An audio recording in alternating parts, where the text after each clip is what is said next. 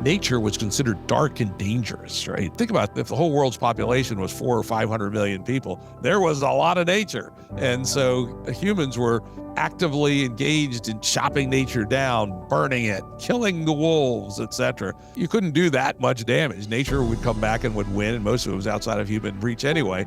But with a world of 8 billion people, where 96% of the mammals are humans, we've long since overshot where nature can recover from our abuse and our attitude that nature is bad, we have to pave it over. As Charles brilliantly said in that podcast, maybe we can actually build a world that would work that way, but it would be a world of concrete and why would we want to live there?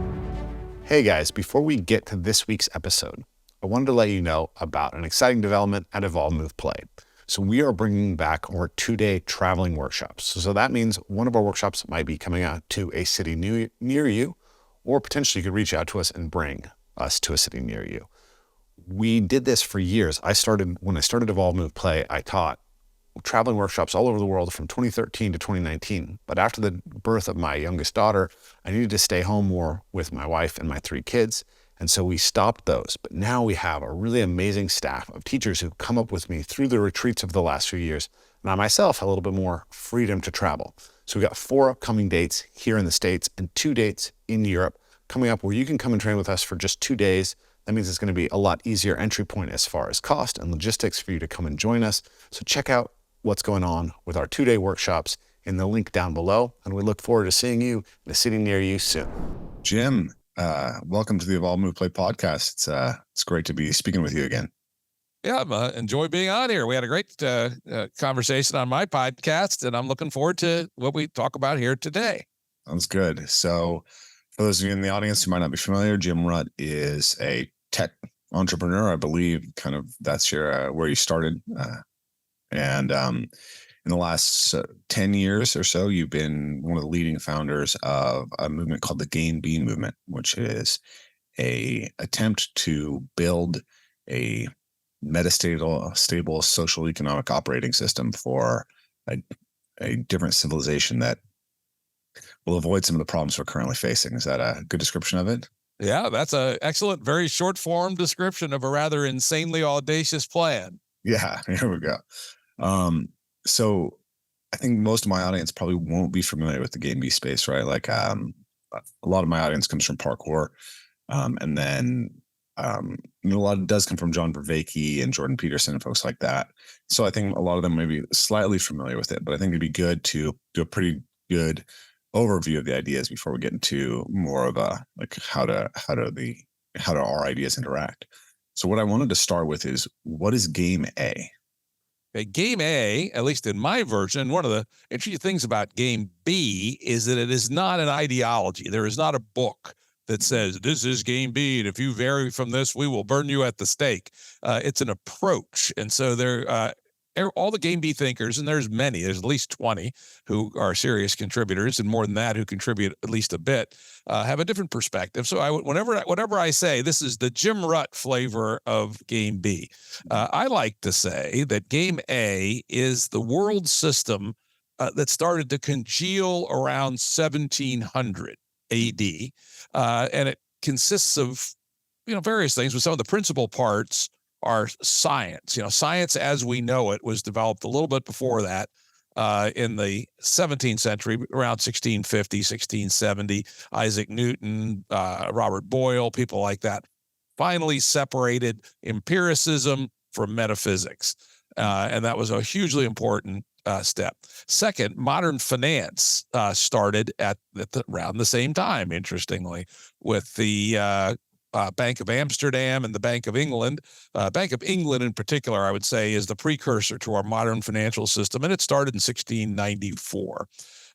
Democracy, government more under the will of the people, whatever that means, than not. In England, very important pivotal event, the Glorious Revolution in 1688, where the monarchy became clearly subservient to the parliament. And then the fourth part, which is relatively closely related to the first three, is the Industrial Revolution, where democracy gave people the freedom to innovate modern financial structures. gave them financial ways of doing things. And of course, science, while early, the tinkerers and the technologists were ahead of the scientists. Over time, the scientists became the pioneers that led the technologists forward. And so I think those four things together are the bases of our modern world. And so all that sounds good. And indeed, it's important to be right up front and say that game A, for most people, at least most people in the West, but I would argue most people in the world, was a good thing. In 1700, the world's population was about 600 million as compared to 8 billion today. 50% of kids died by the time they were 5 years old. Every time a woman had a child, it was about as risky as being an astronaut on the space shuttle. You had about a 2% chance of dying horribly, typically. Most people lived in houses with dirt floors and no windows. In the northern climates, they were suffering from respiratory failure all winter from their smoky fireplaces, which weren't well designed, etc. Anyway,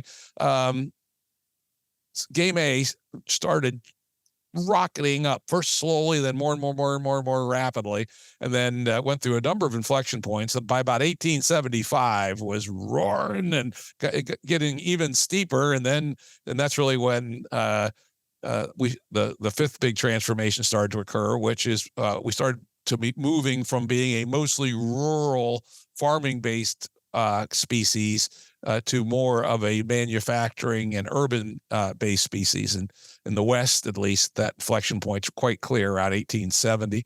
And then it keeps roaring ahead until the pivotal event of 1945, when we invent the atomic bomb. All right. Finally, game A, because nobody's directing game A. It's the other thing to keep in mind. It is just growing itself. It's an emergent, complex system. In 1945, I think it's a signature event when game A had developed enough stuff to, if not eliminate the human species, at least completely screw up our advanced civilization. And of course, that reached its scariest in the late 70s, early 80s, where the Soviet Union and the United States each had about 20,000 nuclear weapons pointed at each other. And had that balloon gone up, again, I don't think it would have killed every human on Earth, but it would have killed a bunch of them, probably 99.5% of them, either in the direct attributes of the war or the huge famines that would come after that with the disruption of the world system. But we got by that one. At least it seemed like we did by 1990. And then the computer, internet, and now AI technology curves came added on top of that. So things kept getting steeper and steeper and steeper, again, with no breaks. And so game A, 1700, initially a great thing for humanity, hauled us out of all living in deep poverty, short lives, lots of misery, and was on an exponential growth curve, which it's still on. The problem is it has no brakes. It has no innate ability to slow down. And I would argue, we do argue in the game B world, that the financial system in particular is anti-brakes. It has to exponentially grow or it dies for a number of technical reasons. It has to do with the way it's structured. And so when you're 600 million people with relatively primitive technology. Remember, this is before the steam engine. This is even before things like the powered loom, water-powered loom for weaving clothes. 1700, we were a remarkably primitive species. Can't do that much harm. But now we have long since reached the level of power where we are at and across the planetary limits of what the Earth can handle. I think a couple of scary numbers. Of all the mammals, which we are a mammal, humans are, of all the mammals on Earth now, the mass, the weight of all the mammals on Earth, 96% of it is humans and their domestic animals, mostly cattle. Cattle outweigh us, but we outweigh absolutely everything else. The deer, the elephants, the hippopotamuses, the mice, 4%. Birds, it's 80% of the mass is our domestic poultry, mostly chickens, also some turkeys, ducks, and geese. 80%, maybe 85. The wild birds are a small fraction of that. And yet we're continuing to roar ahead exponentially.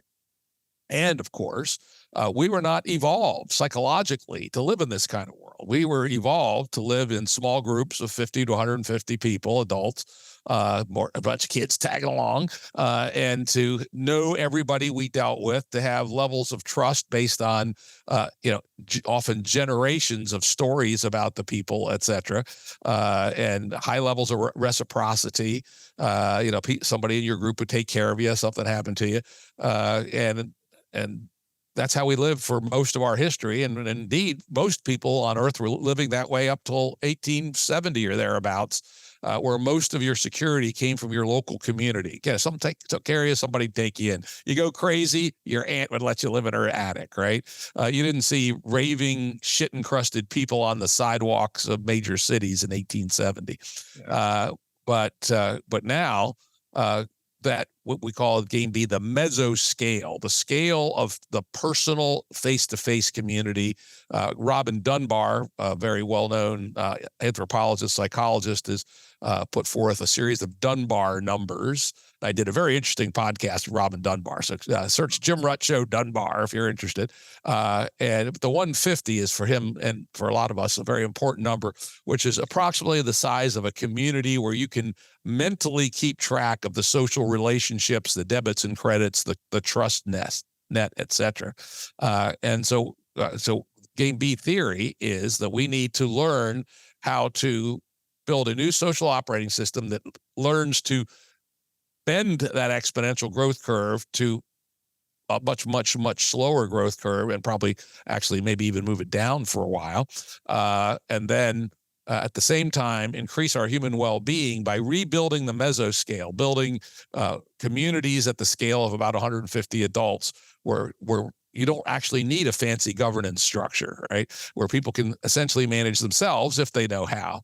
And then they build networks of these nodes, essentially. And so we can still do great things. We can still go to space. We can go to the stars. We can build, particle accelerators, et cetera. But the places that we actually live, where we get our sustenance and our security, are based around a way of life that's actually designed for humans in a very short form way. Especially for, let's say, Americans and Europeans and Australians who are burning way too much energy and consuming way too much material, we can probably reduce our material inputs by a factor of 3. And we believe we can improve our human well-being by a factor of 3 compared to a person working a drudge job in the big city, living in a high-rise apartment with $30,000 worth of credit card debt, with no friends or one friend. We believe that human well-being can be massively increased at the same time that we're significantly reducing our individual impact on the planet. And that's also important to note that the people I discussed, Americans, Europeans, Australians, Canadians, etc., we are burning 20 times per capita what, say, people in sub-Saharan Africa are consuming in terms of energy and material. And the view I have is that over the next 100 years, those two should converge at about the same number. The people in sub-Saharan Africa or Bangladesh, Nepal, can legitimately increase their consumption by at least 10x. And we can cut our consumption by at least 3x, and we can meet in the middle. If you want to put it in terms of energy, the numbers I've gotten from people who study this stuff, people very knowledgeable about climate and the technology of climate, is around the equivalent of 4,000 watts. So one way of measuring the intensity of a society is how much energy does it consume continuously. And America is about 11,000 watts today. Sub-Saharan Africa is less than 500, amazingly, 400 about. If we all converged at 4,000, we could actually make that happen by 2080 or thereabouts. And to give you a sense of what a 4,000 watt civilization is like, that's essentially Portugal. And Portugal is not a horrible place at all. It's actually a quite nice, charming place. Yeah. So that is without optimization for energy consumption and material consumption. So anyway, that's one version of the game B story. The other is that there's really two things that need to happen to make this come into reality. One is, well, let's leave that for later. I've been rattling. It's my time. When you get quite a lot. It's quite a lot. I can talk way too much, right? But you mentioned, already that a lot of the things that you describe as game A are things that most people are going to say, hey, those are wonderful things, right? Democracy, free trade, the science, right? So science, democracy, free trade. Well, there was a fourth pice that you mentioned. Modern finance. Yeah. Modern finance, and the Industrial Revolution. And the Industrial Revolution. Yeah, and they were great things. And there are elements of them that are still very, very important. And so I grew up in the hippie community, right? A lot of utopians who believe that we need to return to the land, live like indigenous people, throw out kind of the entire system of Western thought. And largely, I would say that experiment is a failure and did not, I think it's interesting because obviously it had a lot of influence, right? Like the stuff that I grew up eating, at the buying at the co-op, is the stuff that you now find at Whole Foods and that you see, yuppies eating. But so there were some good ideas there, but as far as a stable system or a system that, created good childcare and parenting and relationships, I can't say a lot that's great about that experiment. So I come from that, I come back and, you start to see that there's a lot to be said for game A. As you said, people we have antibiotics. Modern dentistry. When people, say they want to go back and live like the indigenous people, I go, take a look what the anthropologists find about how people died of horrible tooth abscesses. Yeah. Things like that. No, so this is one thing that game B is not, though we sometimes get mistaken for, is hippies, neo hippies, right? My culture is the opposite. I'm come from redneck cops and Marines, stuff like that. My dad dropped out of high school and he was after ninth grade, right? And we were definitely not hippies. In fact, we would whip up on hippies. Right? But there is certainly some hippie tendencies amongst the game B crowd, but we respect science. I'm a scientist, right? Amongst other things that I do. Been involved with the Santa Fe Institute for 20 years and other places as well. And so I think the game B lens is not, in fact, I sometimes use as a negative or a pejorative, people who want to live in mud huts, right? I go, what the hell? I don't want to live in no goddamn mud hut, right? I don't want to eat kale either, right? Like, give me a nice steak, right? Yeah. I think game B thesis is that we can live well, very well, and should live well, and be productive and engaged in the world, but not just be on this exponential more growth curve. Yeah. Why in the hell does someone need a 40,000 square foot house, right? It's true. The excesses. It's just gross excesses, right? Or even a 4,000 square foot house, it's just not necessary. In fact, it's counterproductive. It ends up with the nuclear family living in isolation, looking at their screens and not out in the community with the people working on things together. One of the things growing up in a, lower middle class, upper working class community, I don't recall anyone ever hiring a plumber. If you had a plumbing problem, you find someone in the neighborhood that sort of half knew what they were doing, and we'd all work on it together. And I learned how to, change water lines on sinks and even do, change toilets out, replace the wax rings, etc. When I was 10 years old, 11 years old, we all did, right? Pour concrete. We, would, pour driveways for each other. And that kind of community is great. And, game A, though, sucks us away from building the commons of our interpersonal relationships and how we live, and encourages us to consume, purchased experiences, with the result that we have unprecedented levels of mental illness, particularly amongst our young people. Yeah. So this is what I've been thinking about for a long time, is this idea of the paradox of modern experience, which is that we have a system that's derived miraculously beneficial things, and at the same time it's kind of driving us crazy. I think of it, what you just spoke to, this sense of skillfulness and value distribution that's outside of the capital system to some degree, right? Or So a couple, outside of explicit monetization, because it actually is a form of capital. It's social capital. social right? capital, yeah, but And so, one of the giant mistakes people make is thinking that money is wealth and that financial capital is all of capital. Those are both gigantic category errors. yeah, my upbringing was very strange in this regard because we were technically under the poverty line, and at the same time we owned the land that we lived on, and we had renters, so we had a big community of people. People came there specifically because they shared values also with my family, and so there was a real sense of coherence. Obviously, there's lots of dysfunction as well, but we would have Thanksgiving dinners with 30 people from the community who were coming together to celebrate. And that was deeply meaningful, right? As we all me and my siblings sort of moved into the game A world, we realized how unique and valuable it was to be in a place that attracted that kind of community and had that kind of community.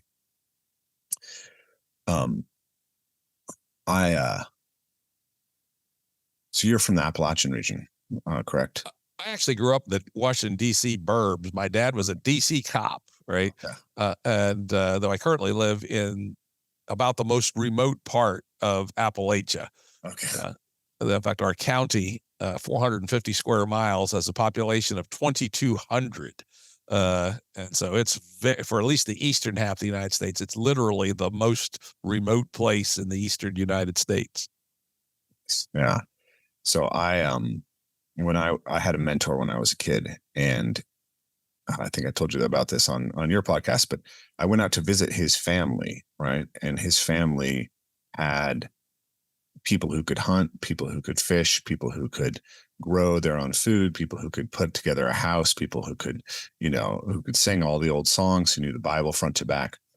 And what struck me about that was the sense that they were sort of culturally complete. They were like fully developed individuals in some sense because they had many ways to donate value to their community. And so I think one of the central points you're pointing to as far as the problem of capitalism is that the market kind of wants to capture every form of value that it's exchanged and make it visible as a form of financial capital. So if we all get together and fix each other's toilets and pour each other's concrete, yes, there's value because we went and bought the wax rings and we bought the concrete from somewhere. But the labor exchange is outside of the capital.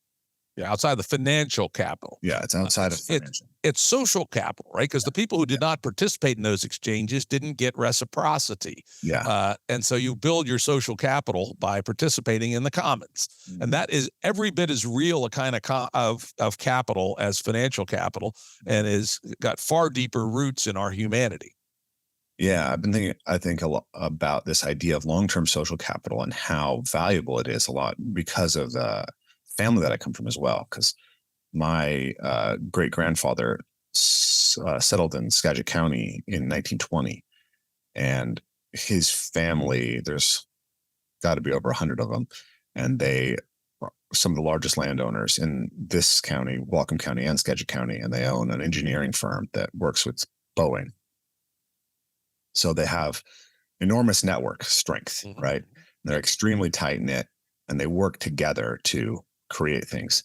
And it's like that being networked into something like that has a type of value that it's not only the financial value, right? It is actually something that you can leverage for financial growth, but it's also like childcare, expecting that if you need to go away and have a date, somebody in your family is going to be happy to take your kids on for an afternoon.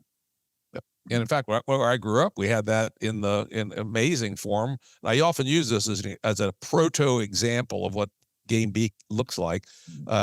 In this post-World War II suburb, this was by mid-50s, 56 or so, a whole bunch of young parents had moved to this brand new subdivision, did not know each other, had come from all over the eastern seaboard. And within a year, they'd formed a babysitting cooperative.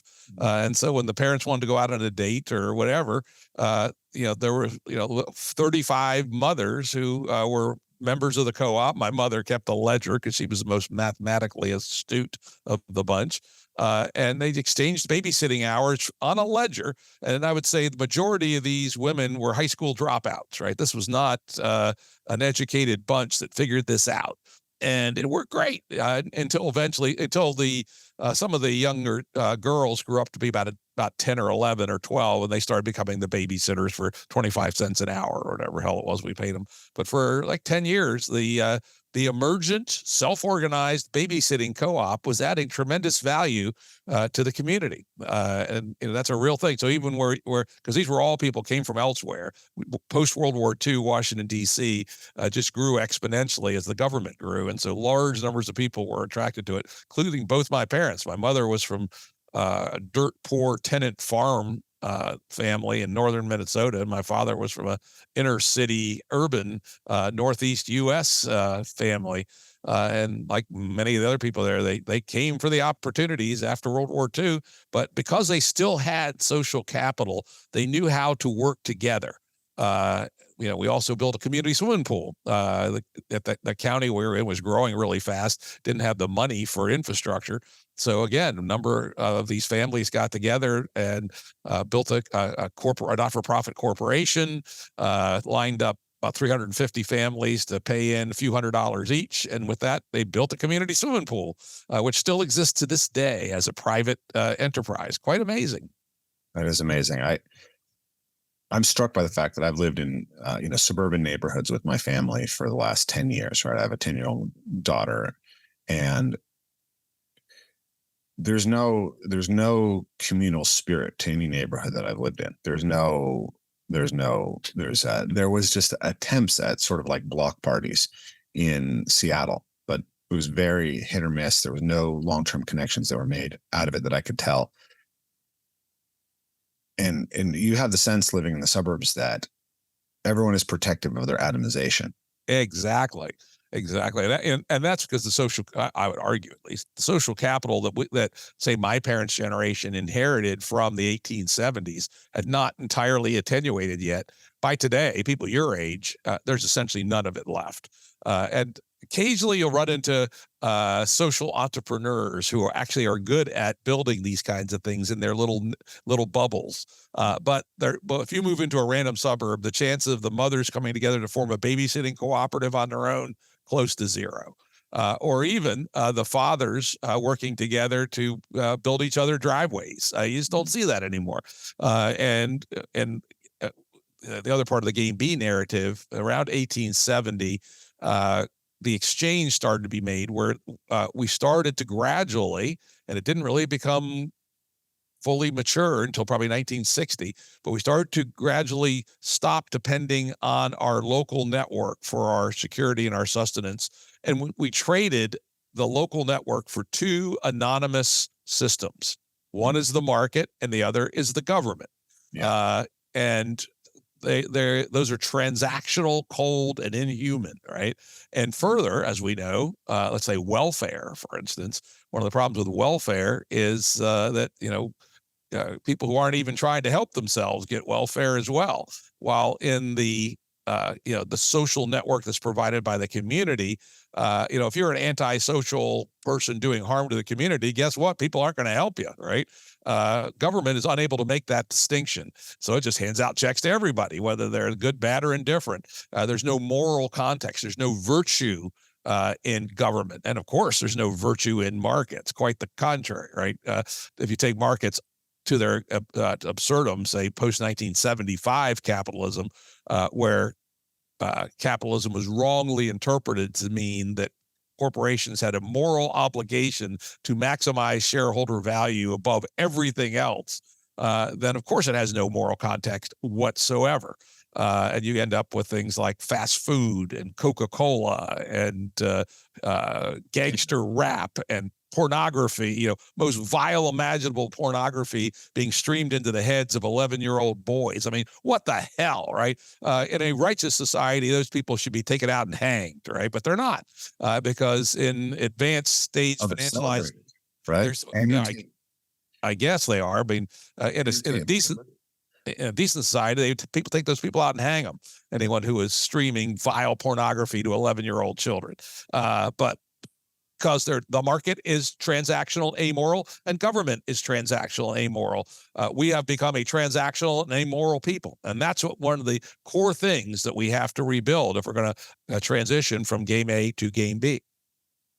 I'm particularly interested in this line of discussion because for a variety of reasons, but I haven't actually read Robert Putnam's Bowling Alone. I need to actually get that book read, and also de Tocqueville's America, because that's also about how America had this unique capacity for social capital.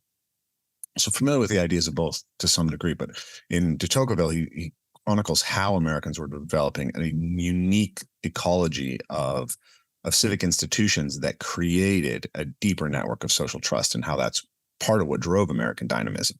And then in Robert Putnam's book, he documents how all of those institutions that de Tocqueville talked about have essentially been disappearing. My sense is that there's a kind of capitalism über alles idea that pushes towards the marketization of every form of value exchange. I've been reading Mary Harrington recently, and she talks about the war on relationships, right? That Tinder and OnlyFans and pornography, they're ways of essentially marketizing sexual relationships, which turns out to make everybody miserable, except for a few very successful people. But we can't escape the logic of that market. We can, but we don't know how yet. Yeah, we can. We haven't been able to. And this is this is a good time for me to insert this, if you don't mind. If I call it the gateway drug to lead you from game A to game B, it is that all this stuff that we have, highly financialized, amoral capitalism, cold and transactional governments, horrible sausage factory school systems, all the things that we have, they are not a given. They did not come down from Mount Sinai with Moses. These are all human creations that were created and evolved over time, and we have the power to change them. We have the agency to invent new institutions, and that we should not accept what we have as a given. And as long as we accept what we have as a given, then it's very unlikely that we'll be able to make the transition to a better world. So the first thing is all these things we're talking about that we both agree are bad trends. We can do something about it. Excellent. Let's do that. Let's briefly back up for a second, because we never actually described what the central principles of game B are. So we've started to describe, what game A is, why we're seeing trends within game A. We haven't even gotten into the idea that game A is in some sense inherently self-terminating. That'd be a good thing to go over the arguments for. But let's first just line out what are the central principles of game A as it's been proposed. I mean, game B, right? Game B, sorry. Yeah. The some of the core principles are one, that we have to rebuild the mesoscale is one of the most important ones, and that within the mesoscale, much more should be in the form of the commons rather than personal ownership. That one of the side effects of financialized capitalism, and it started quite early, actually, after the beginning, essentially, is the very, very heavy focus on individual ownership of capital rather than community ownership of capital. The most famous example of this was the enclosure movements in England, where traditionally rural people in England had large amounts of land that were called the commons, that were owned in common by the people, and they grazed their cattle and their sheep there. They got firewood there. They fished in the streams, etc.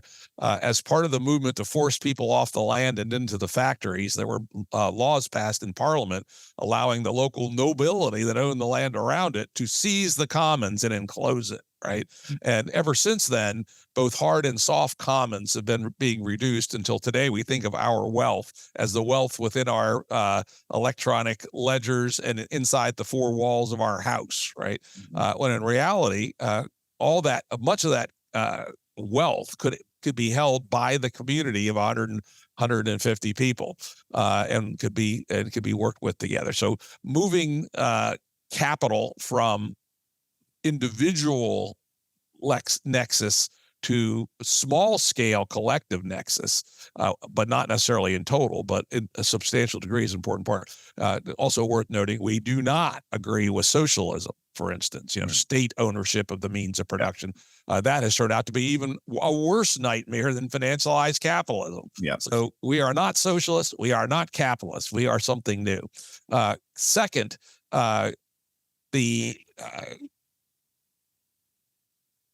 the doctrine of measuring everything in terms of money has to stop. That is what will lead us to the self-termination state. And in fact, will, if we don't make a willful change, that if you don't value the fact that your 11-year-old son is not exposed to triple penetration pornography, if there's no way that that's valued in the calculus of how people behave, then of course people will provide them with triple penetration pornography. If a endangered, or let's say not even an endangered species, but a fish species that is being overfished, let's say the striped bass of the Chesapeake Bay, which is near where I lived, where I grew up, and it's a wonderful eating fish. But if you just fish that willy-nilly, it'll be fished to extinction. And it almost was. They had to close the fishery for 5 years to give it a chance to recover.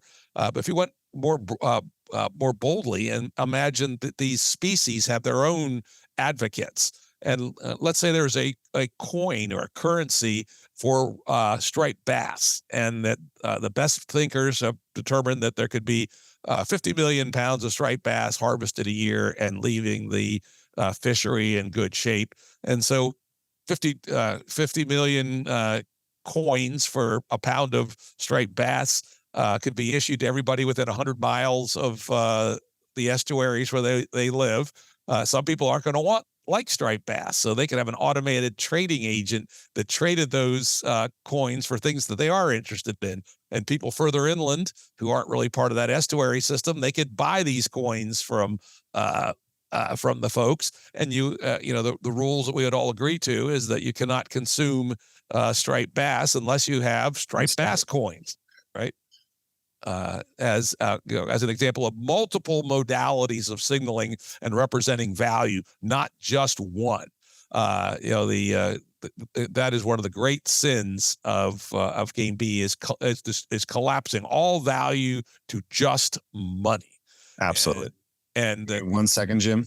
Yeah, looks like you're having video problems there. Jim, you were just going over the idea of coins for fish. Yes, so that was a wonderful idea, and I was a little distracted because my camera had turned off. So maybe I can just step back for a second, because when you talked about the commons, right? Like one of the classic, economic theories is the tragedy of the commons. That when we have a commons, that no one individual is incentivized to make sure that it's well taken care of, and that essentially, I think it's hard to.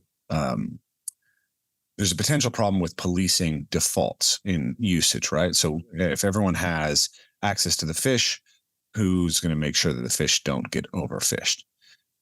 Now, I'm curious to hear you talk about, if we look back at these older systems, how did they stabilize against the tragedy of the commons, and what is the reciprocal tragedy of individuation, right? Because it seems to me that what you're pointing out is there are game theory problems maybe with a common setup, but there's also game theory problems with what happened after enclosure.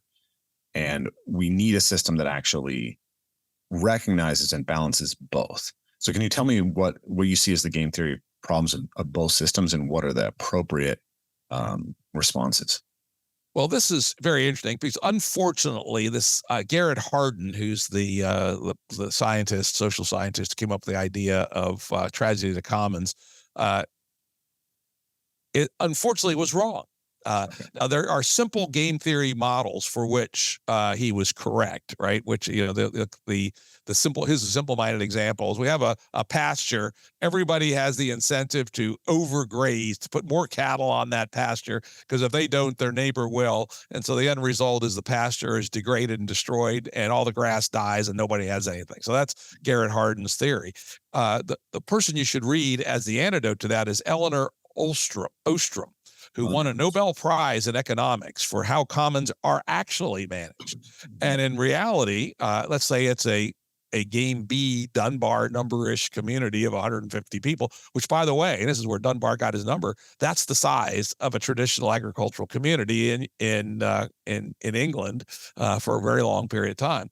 Those folks have a very complex set of webs of mutual obligations, intermarriage, reciprocity, etc.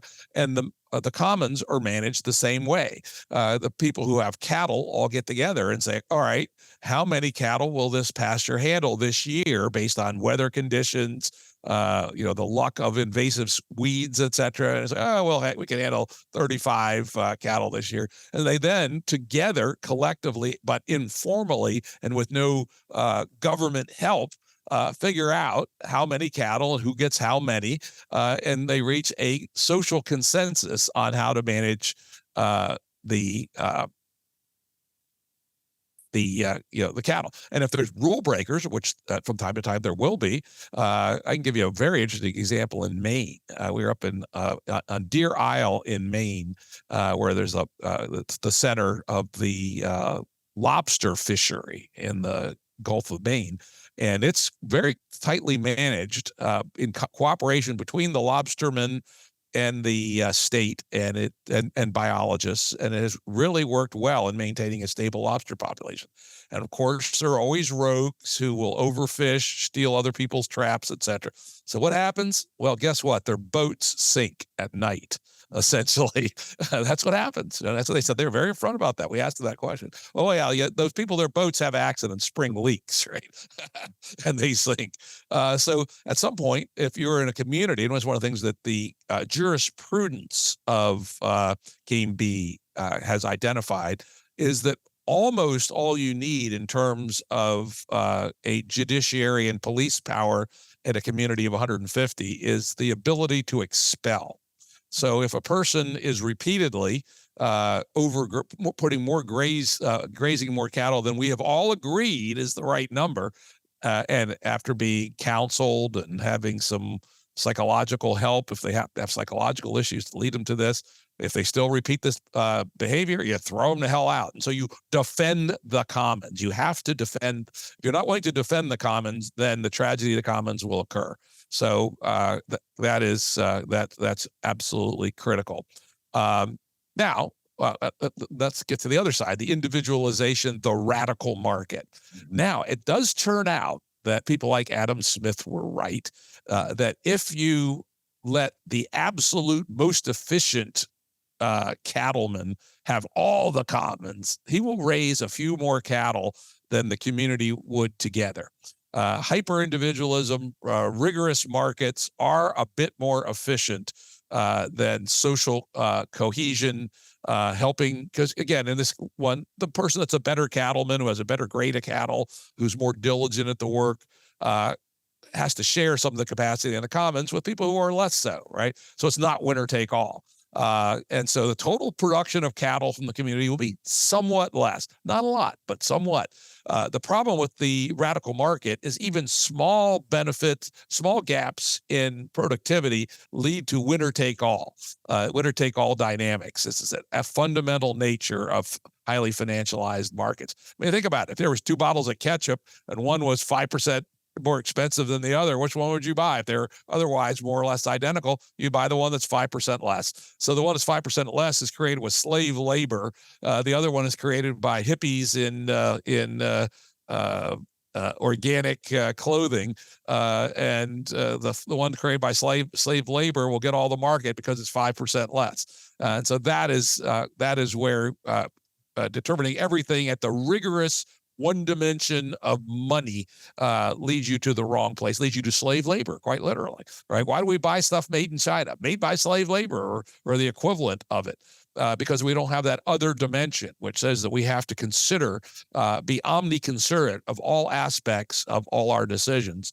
And I think that's absolutely critical. So, but we must be honest and say that it will be, at least in the short term, a little bit less efficient, But we would argue that in the long term, it may actually be better because the people who are managing these commons have a long-term vested interest in maintaining the quality of the land and not degrading it, even if they're not going to make quite as much return in the short term. A person running an intense CAFO, concentrated animal feed operation in the Midwest, they run it for 3 years. Land's totally shot to shit. They sell the land for somebody to put some chicken houses on. They go do it somewhere else, right? Unlike people who are grounded in a community who have a multi-generational relationship with the land and taking care of the land, taking care of the nature that's part of the land, taking care of the soils, etc. Yeah. When you reduce it all to money, any behavior that makes money is justified, even if it destroys the land. This kind of externality and also I think it's like an inefficient capture of what the actual benefits are. So when you have say a community of 150 where maybe 30 people are running cattle, and you reduce it to one person running cattle, you can have more efficiency in the cattle, but you've also reduced the resiliency of the system by having fewer people who understand cattle rearing, and you've reduced the actual human capital of being able to deal with cattle, right? Because if you have 20 people, all those people need to have some level of skill. And so what I've thought a lot about is how like we have a self-esteem problem, right? People don't have self-esteem. So we think if we just tell them, love yourself as you are, this is going to work. And what we seem to have created is just narcissistic people. Yeah, I like to say the old advice: be your real self. Well, suppose you're an asshole or a serial killer, right? You probably don't want them to be themselves. Right? Well, also, I think that the idea that you have some inherent authentic self that is totally internal is another illusion of this individualist mindset. Like, that's a very important point. Yeah, and I think that's a very bad attractor for people, that there's somehow an inherent self that is this wonderful thing, when in reality, yourself is nothing but the compounding of all your experiences, right? Your skills, your knowledge, your network. There's some genetic aspects that have to do with your personality, temperament, how you deal with stress, and some other things. But that's just a container for the things that were put into it. And if you weren't raised with good virtues and values, for instance, then you don't have that aspect of your personhood. If you don't have some skills, if you're just a skillless person, of which there's more and more in the world, as you know, right? Then, why should you frankly have a whole lot of self-respect? You should build the contents of your container such that it is respectable. Well, I think we need to build selves worth esteeming. That's the frame that I've been using for a long time. I go back. See, that's better. That's what I was getting at. A wonderful term. Selves worth esteeming. I love that. Yeah. So the self-worth esteeming to me is a self that is skillful and that has the ability to donate to a community. And I think that people really, really are just deeply deluded about the idea that the self is fully self-contained, right? I'm 6'1". I weigh 220 pounds. I walk around through the world. I don't really recognize just how huge I am compared to most people until I can see a picture of me. But other people are reflecting back their perception of me all the time. And so I'm anchored into the reality of what I am in a social milieu of other people by what's reflected back to me. So my identity is always in a fluid social negotiation with the people around me. As I age, the perception that people have of me is going to change. And if I don't update my self-image to that, then that's going to create a disjunction with other people. So we need to do that. And we need to, I think that the idea I was pointing to back in the commons is that you actually have more people who feel like they're valuable contributors and actually can be valuable contributors along the dimension of cattle rearing in a community that has a commons. And so you have a richer ecology in some sense of skillfulness and capacity within that community. And I was really struck by an argument that James C. Scott makes in Seeing Like a State. Like a state. That's an indispensable book. Anybody interested in this stuff, go read that book. So if you want to capitalize, if you want the cleanest capitalization of a forest landscape, you want rows of Doug fir trees, right? And that's going to be like, exactly what that timber is worth. You can control how the timber grows, so you don't have too many, And even more, and more importantly, the bank can know what it's worth. Exactly. The bank will give you a bigger loan on a highly standardized tree farm than they will for a diversified forest. Yeah, and so then but the number of birds that are going to be in that forest, the number of amphibians, the numbers of bugs, the diversity of plant species, all of it is going to be vastly lower. And if there's a commons, right, now you want a variety of tree species. People are going in there and getting mushrooms, right? They're getting, there's a sustainable rate of harvest of bird eggs, of honey, of fruits, of various things. Deer, rabbits, pheasants, whatever it is. There's sustainable rates of harvest of a huge set of resources that are available in a traditional forest that actually are destroyed when you capitalize that forest, you marketize that forest. And then let me add one other one that's hugely important. And this is the part we haven't yet talked about, the social change, the personal change part. To the degree that we hold our relationship with nature as sacred and above commoditization, that also should change our behavior, even if we're not producing more deer and more rabbits and more mushrooms. But we have this sense that the inherent complexity of nature, a nature of rich networkedness, is in itself a very high value. We will live very, very differently than if we, even if we think about these as ecosystem services, rabbits and deer and mushrooms and things. And so I'm along with both parts of that, actually. But I do think that something even bigger happens when we make the change and realize that being embedded in a rich natural network, self-sustaining, of which we're a part of, we are a custodian of to some degree, is just a fundamentally better way to be. Yeah. I listened to your interview with Charles Eisenstein. Exactly. We hit right on that in that one. Yeah, it's a beautiful interview, and it's kind of core to a lot of the stuff. My dad, as a hippie guy, there's a lot of things that I protest about him, but there's also so many things that I appreciate. And the land that he inherited was a cattle farm, and just straight pastures. And he planted tons of fruiting trees and tons of flowering plants on it. And then he set up with a series of ponds that has trout in it. And the level of bird life that you experience when you're there is just through the roof, because it's not a complete permaculture setup, but it's getting to a lot of those ideas of permaculture and starting to actually produce environments that produce more nature. And so in my model, as I described, right, we have these fundamental connections with the world. We have the world inside our skin. We have the world that we move through, the world that we can manipulate and use as tools, the world of other interactive agents, and the world of the transcendent. And the quality of connection across those is what determines our meaning in life. And a huge part of that, I mean, in some sense, all of that is contained within this nature thing, right?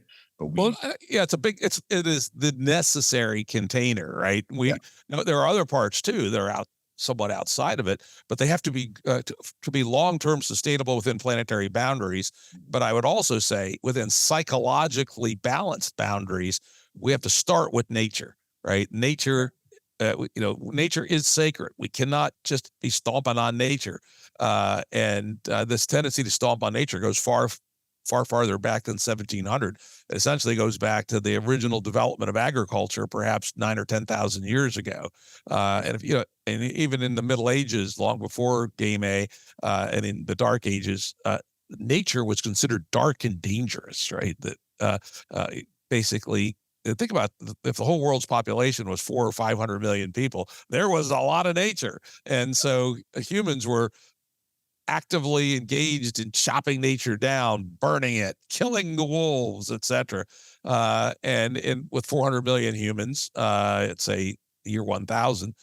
You couldn't do that much damage. Nature would come back and would win, and most of it was outside of human reach anyway. But with a world of 8 billion people, where 96% of the mammals are humans, we've long since overshot where nature could recover from our abuse and our attitude that nature is bad and we have to pave it over. As Charles brilliantly said in that podcast, maybe we can actually build a world that would work that way, but it would be a world of concrete and shit. And why would we want to live there? Absolutely. My dad said something to me which really struck me once. He said that he wanted to create more habitat with every house that he built than he destroyed. So my dad built living roofs on top of his houses, right? Beautiful. And that was like, I don't know how effective he's as at actually realizing that goal, but that's the type of world that I want to live in, right? Yep. I don't want to live in, brutalist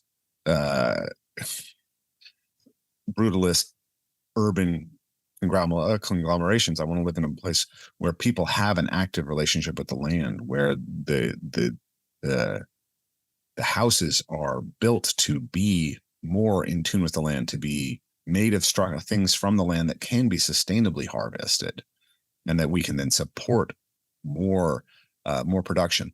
Now, I think it's interesting because, like, Jordan Peterson's one of my big influences, and I think his book Maps of Meaning is great. And one of the things he's on about right now is that the environmental standard stuff is being used in a very abusive way, and that climate change is maybe not what we thought it was. And I think he's making some good points there, but he's really going in the super anti-environmentalist direction that I'm really not happy about.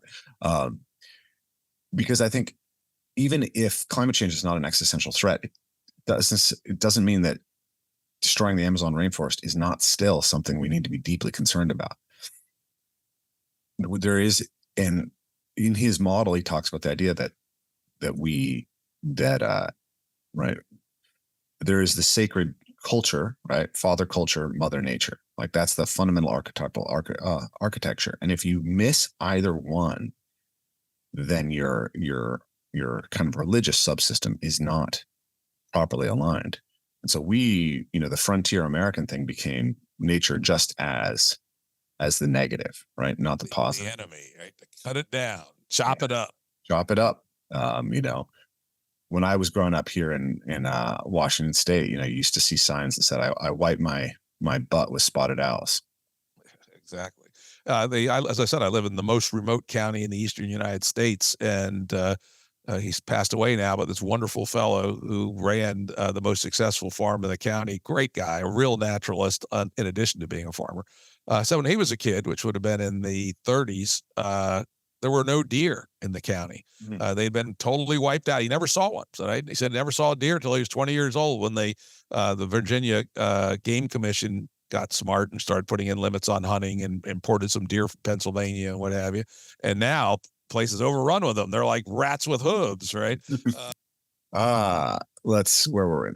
So we're talking about the idea of nature as sacred, and how we need to. Yeah.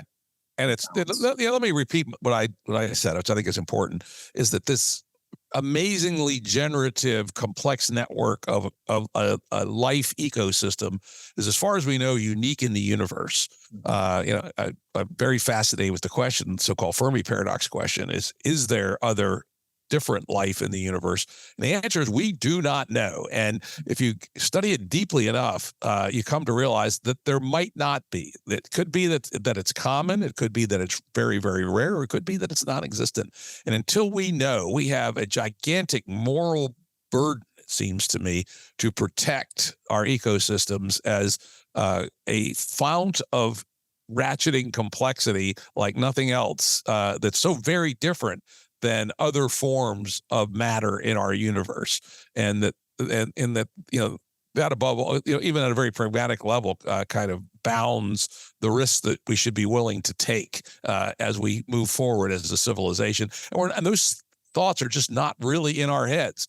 Some of the things that are being done in terms of gain of function research, probably led to the COVID crisis, for instance. Fucking crazy. Certain areas of nanotechnology, we should be staying away from. Now, this doesn't put life at risk, but it may put human civilization at risk. This gigantic experiment in mixing everybody up on algorithmically controlled platforms of hypnotism like TikTok or Facebook is an experiment in our attentional ecosystem, which we have no idea what the result is. All these things seem like very risky things to do. And we need to, take essentially a fundamentally preserving, or even might want to call it conservative stance at preserving the richness that we have and moving, and not to say we shouldn't move forward, but that we should move forward keeping in mind the absolute necessity of preserving what has taken 3.5 billion years to evolve. Yeah, I completely agree. And I think there's a trend within our culture that I'm particularly worried about, of what I call the escape eschatology. This is the idea that the telos of humanity is to escape to the stars or to escape into the digital world. And I think that this is fundamentally deeply mistaken.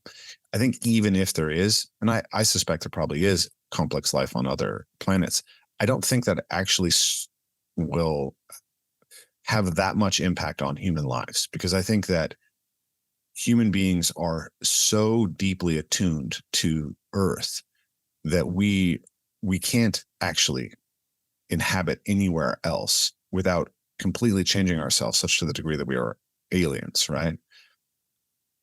The more that you study kind of how much just the alienness of the current urban environment is disrupting human psychology and human biology, like the idea that we're going to somehow thrive on Mars seems utterly preposterous to me, right? Like, one of the big things that I've done for my health in the last couple of years is I've started going out and getting 5 to 10 minutes of direct sunlight every morning.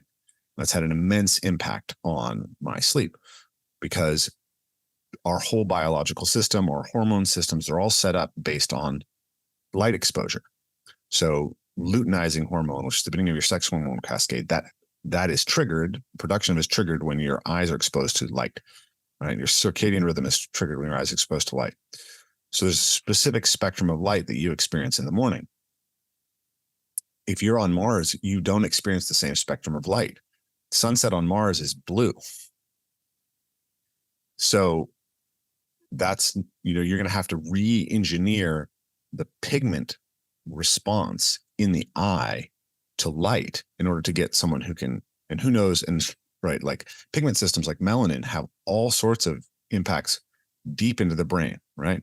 There's pleiotropic effects of all these things. Gravity, right? Can a human female gestate a baby in 30% gravity? And we don't know that the physics will ever allow us to travel to planets outside of our solar system. So I hear people say sometimes, we need to colonize Mars to solve the overpopulation problem. Oh, that's total bullshit. That ain't gonna work. The most thing I've ever heard. The energy to take people to Mars is so high.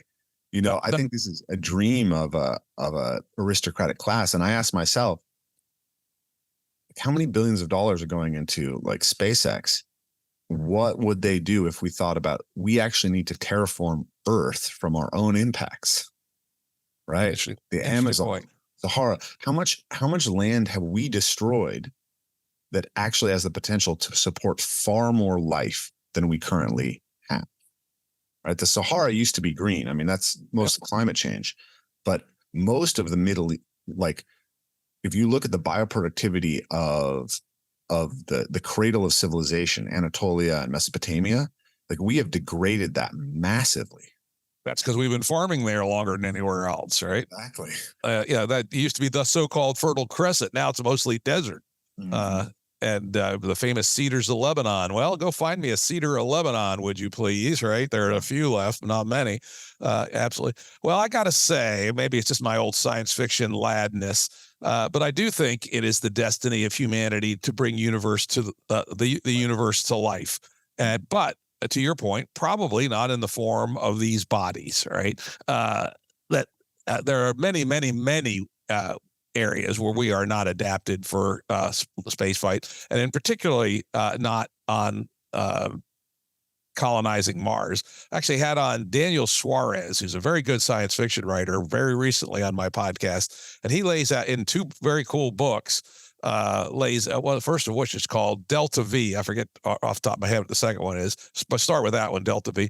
He makes it brings out state-of-the-art research on why colonizing Mars is probably never going to work, and he focuses on the chemical nature of the surface of Mars, which is extremely harsh. Some of the chemicals produced by the sunlight hitting those minerals without any major amount of water produces some very toxic and dangerous materials. But also, he also focuses, like you did, on gravity, right? And so he proposes orbiting space stations that spin and provide artificial gravity.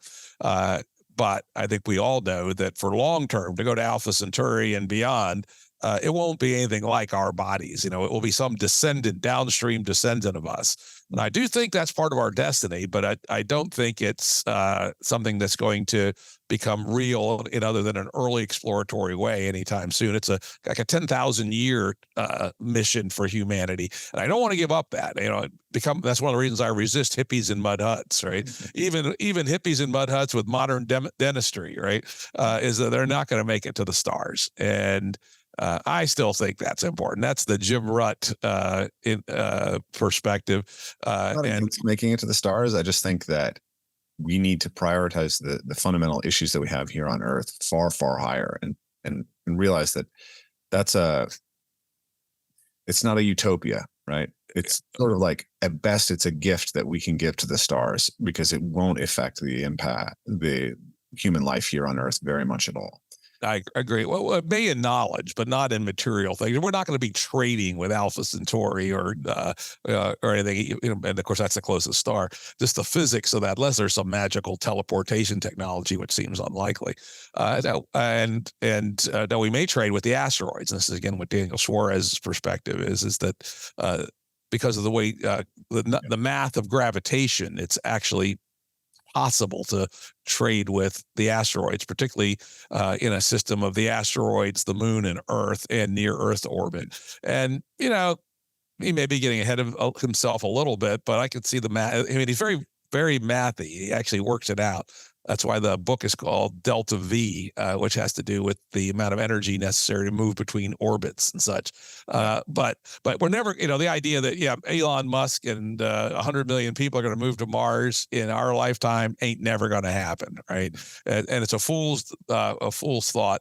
And first and foremost, we have to preserve our Earth. Though, of course, all of space travel is, let's see, what's the NASA budget? And of course, NASA budget, a lot of it's not space travel. NASA budget, what was it, maybe 40 billion a year, 27 billion. It's nothing, right? It's the cost, less than the cost of one carrier battle group. It's other wastes that are much more important. Think of the Iraq and Afghanistan wars.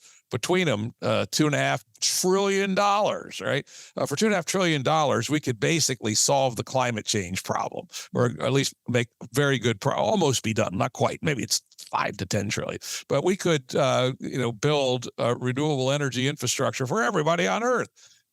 Instead we do stupid ass shit like fight wars over stupid ass stuff like Sunni versus Shia, or Muslim versus Christian. Who gives a shit about these fairy stories from the past, right? If we could mature as a civilization and learn to live on our planet in a mature fashion, we got plenty of resources. Think how much money is going into this idiotic Ukraine war. The U.S. has already put in more money into the Ukraine war than we spent in a year on NASA. The Russians probably a lot more than that. And about stupid ass stuff. Should somebody kiss Putin's ass? Now, I strongly agree. We should support the Ukrainians, but to be getting to a point where a sociopath like Putin is able to lead a country is just a sign that our whole governance modality has broken down in a very, very major way, and why game A civilization has to change. I mean, Putin is an exemplar of game A, the game A system. Basically a mafia democratic part, but yeah.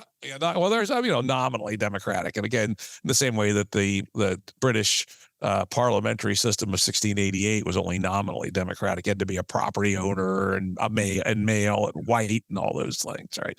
So, if we can fix the idiocy of war, of all the things that humans have fallen into, war has got to be the most idiotic at this point. I understand why it made sense in the day, but it no longer makes sense. It's Game A got way too powerful. 1945, war should have just been declared over. Anyone that makes any preparation for war should be, sent to Mars or something. We just can't tolerate this anymore. And if we did not waste so much resource on war and preparedness for war, and we're all caught in the game theory trap. We can't stop. This is the famous Game B multipolar trap that was laid out by Daniel Schmachtenberger. U.S. can't back away until China and Russia back away. They can't back away until India and Poland back away, right? So there's this coordination problem, and this is, and I will say, Game B does not have the answer for this, but we have focused laser-like on this problem of multipolar traps, where it'd be in everybody's interest. Nobody has the interest spending money on military. Of greater waste, there is none, right? And yet we're all caught in the fact that we can't trust our neighbor, so we have to, right? And then a bad actor comes and gets control of a country like Russia and puts these weapons to work, and then it really causes everybody to have to double down on their weaponry. And so solving that problem, reaching not just peace, but deep peace, where war is literally unthinkable, has got to be part of the transformation from Game A to Game B. Yeah, I agree. I think that's a difficult thing. I think the game theory incentives behind war and the sort of axiomatic, philosophical, religious underpinnings that people fight about are harder to extricate than we might realize.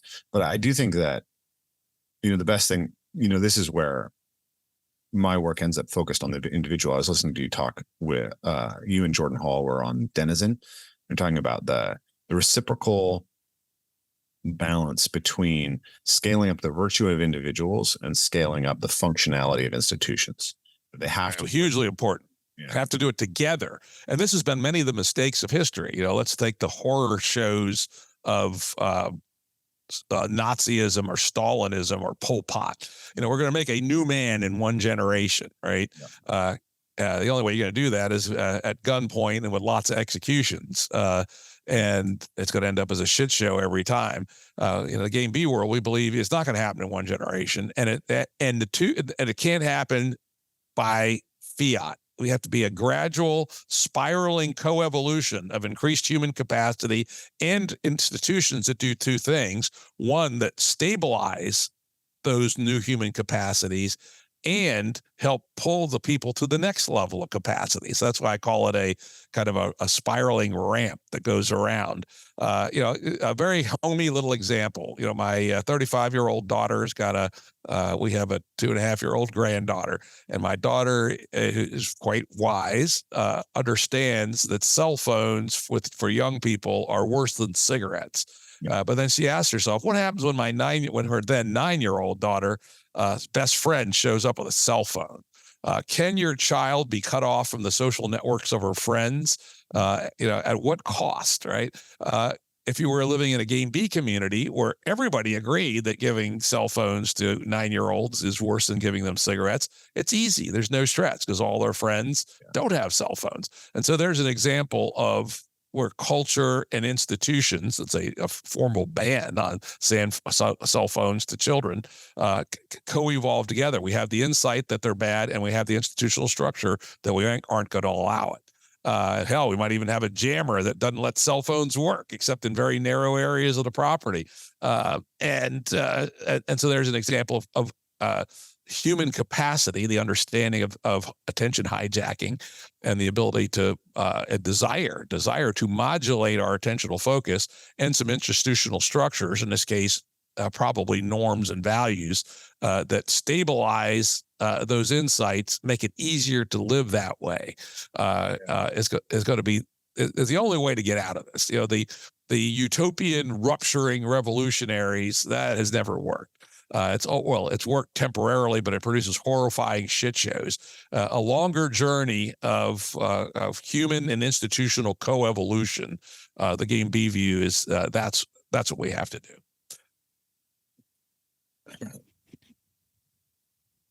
So I think about this problem of the hockey stick, right? One of the core set of ideas that I've been thinking about for a long time, but I think it was really particularly well illustrated by Joseph Henrich, is that human culture is adaptive, and it's adaptive to a set of circumstances. When the circumstances change, some of that adaptivity is lost, but we're not actually very good at reasoning our way to good solutions in the solution space. So we have to understand and try to understand and respect what came down traditionally, but also recognize that those traditions are relevant to a context that's more and more rapidly being displaced. So we have this problem of updating, right? So, the printing press drenches Europe in blood for 100 years. And now we're going from the internet to the smartphone to AI in 30 years. Yeah, it was more than 200 years, almost 200 years that it drenched Europe in blood, culminating about 1630 or 40 with the 30 Years' War. Mm-hmm. And these changes will always, well, they'll not necessarily always have to lead to war, but will cause major disruptions. It is very important. And again, this is, I think, where Game B differs from many other approaches, is that we understand that there are things to learn from the past, but the present is very different from the past.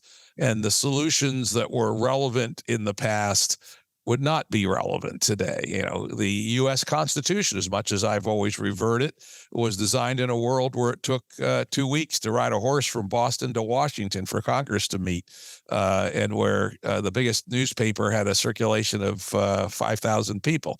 And compare that to, Fox News and MSNBC, 7x24, all horse shit all the time, right? Plus the bubble changers of the internet. We are kind of caught in a trap that our institutions aren't evolving to the context of our reality. Look at this ridiculous shit show that's going on with the debt crisis. I mean, that is just, they should fire them both. Team Blue, Team Red, fire them both. Faster we can fire both those teams, the happier I am.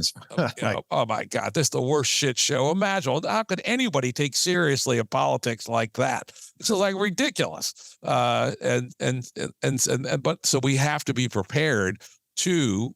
It's a very interesting balance, right? Which is, if we look at the history of utopians, they always produce dystopia. Yet if we look at civilizations that become paralyzed by worshiping of past forms, look at the Roman Empire. It just got so creaky and crazy and eventually collapsed. We can't be either. And this is a really, yeah. And then this is also key too, that we can't reason our way there. As I mentioned earlier, I've spent 20 years affiliated with the Santa Fe Institute, the home of complexity science, and I've learned many, many, many things from the super smart people there.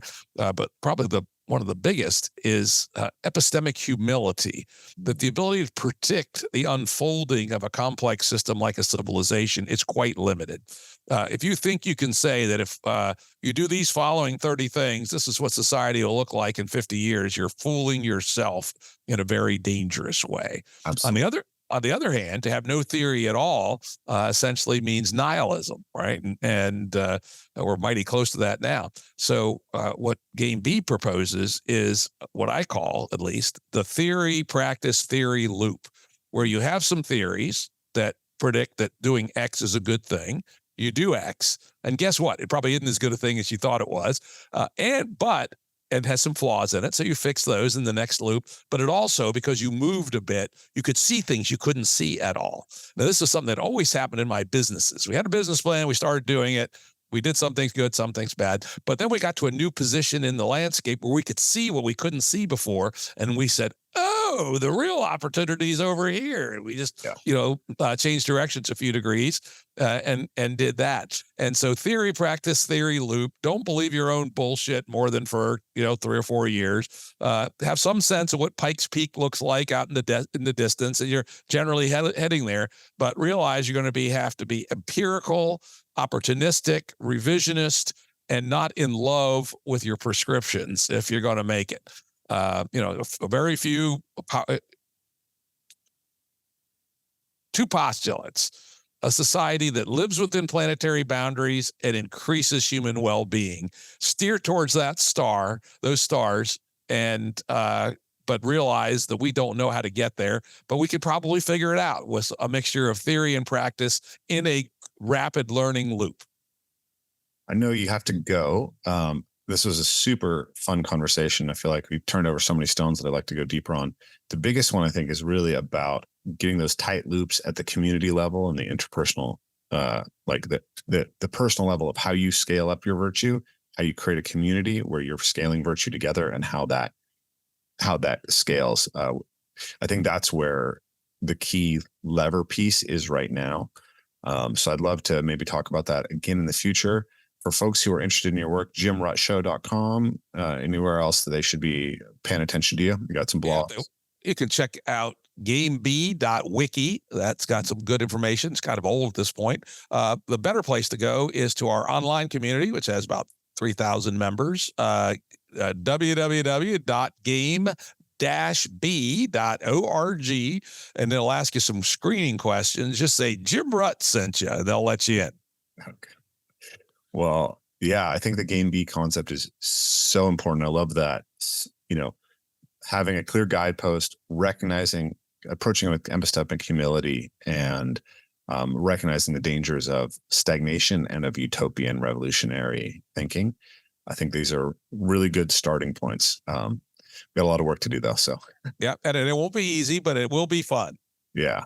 Awesome. Thank you, Jim. Have a good day. Thank you, Ray. This has been a great conversation.